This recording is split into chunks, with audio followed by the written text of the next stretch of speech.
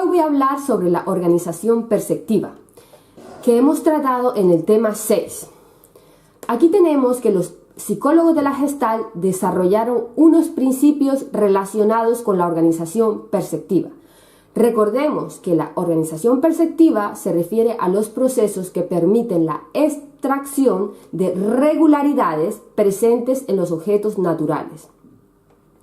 Así tenemos que los principios desarrollados por los psicólogos de la Gestalt fueron principios de segregación de la figura y el fondo y principios de agrupamiento perceptivo de los elementos. Ahora vamos a comenzar con el principios de segregación de la figura y el fondo. Y como podemos ver en el cuadro, tenderán a percibirse como figuras las siguientes áreas: las áreas envueltas, las áreas con simetría en el eje vertical, las áreas convexas, las áreas orientadas vertical horizontalmente, en preferencia a las oblicuas, las áreas de menor tamaño y las áreas con mayor contraste con el contorno. Recordemos que el contraste es la diferencia en luminancia entre dos zonas del campo visual. Por otro lado, tenemos que tenderán a percibirse como fondo aquellas áreas que se perciban como áreas envolventes, áreas cóncavas y áreas de mayor tamaño. Esto es un resumen de lo que viene a significar los principios de segregación de la figura y el fondo. Ahora pasamos a los otros principios desarrollados por los psicólogos de la Gestalt relacionados con la organización perceptiva. Recordemos que la organización perceptiva se refiere a los procesos que permiten la extracción de las regularidades presentes en los objetos naturales. Así que este otro principio es el de agrupamiento perceptivo de elementos, que fue desarrollado por Wertheimer. Como podemos ver en el cuadro, tenemos la proximidad, la cual nos dice que los elementos más próximos tienden a agruparse entre sí, formando unidades perceptivas. Aquí tenemos una imagen de ejemplo. A continuación tenemos la semejanza, que nos dice que los elementos más semejantes tenderán a agruparse entre sí.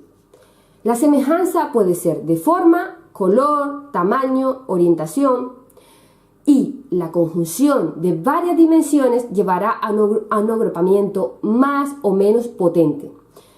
En las figuras de ejemplo que tenemos en este caso, en la figura A, la agrupación por semejanza se ha realizado en base al color. En el caso de la figura B se ha realizado por el tamaño y en el caso de la figura C se ha realizado por la forma. Continuamos con el siguiente principio, que es el cierre, y este nos dice que las formas cerradas tienden a percibirse con preferencia a las formas abiertas. Aquí también tenemos una figura que no sé si se puede percibir muy bien porque es un poco borrosa, pero aquí hay un cuadrado y un círculo.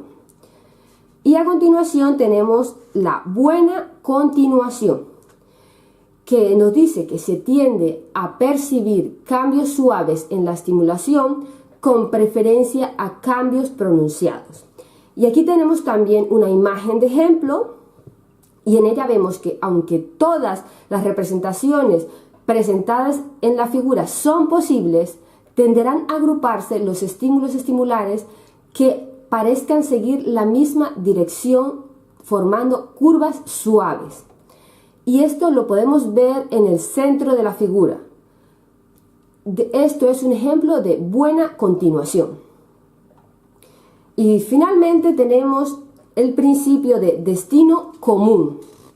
Y este nos dice que los elementos que presentan una misma pauta de movimiento se percibirán como formando una misma unidad perceptiva. Aquí también tenemos una imagen de ejemplo que en este vemos que las flechas indican el movimiento de los puntos, que se agrupan en base al movimiento común. Para recapitular, los principios desarrollados por los psicólogos de la Gestalt relacionados con la organización perceptiva son principios de segregación de la figura y el fondo y principios de agrupamiento perceptivo de elementos. Ahora continuamos con la clasificación propuesta por Palmer en el año 1992 relacionada con los principios de agrupamiento perceptivo. Como podemos ver en el cuadro, Palmer propone dos categorías: los principios de agrupamiento intrínseco y los principios de agrupamiento extrínseco.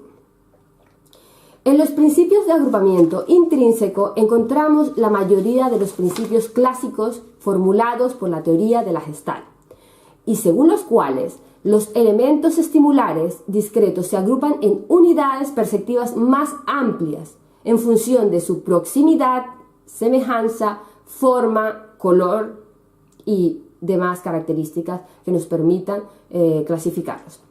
Por otro lado, tenemos los principios de agrupamiento extrínseco. Y en este caso, los elementos estimulares discretos se agrupan y forman unidades perceptivas distintas en función de la actuación de elementos externos añadidos al estímulo inicial. Esta es la palabra clave en el caso del agrupamiento extrínseco. Está producido por elementos externos. Así, podemos ver en el cuadro que tenemos dos imágenes de ejemplo.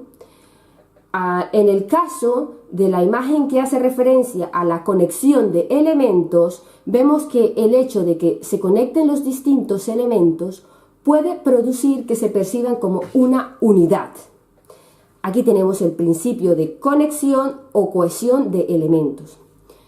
Y en el caso de la imagen que hace referencia a la región común, vemos que al encerrar los elementos estimulares discretos en una figura geométrica, pueden determinar que se agrupen.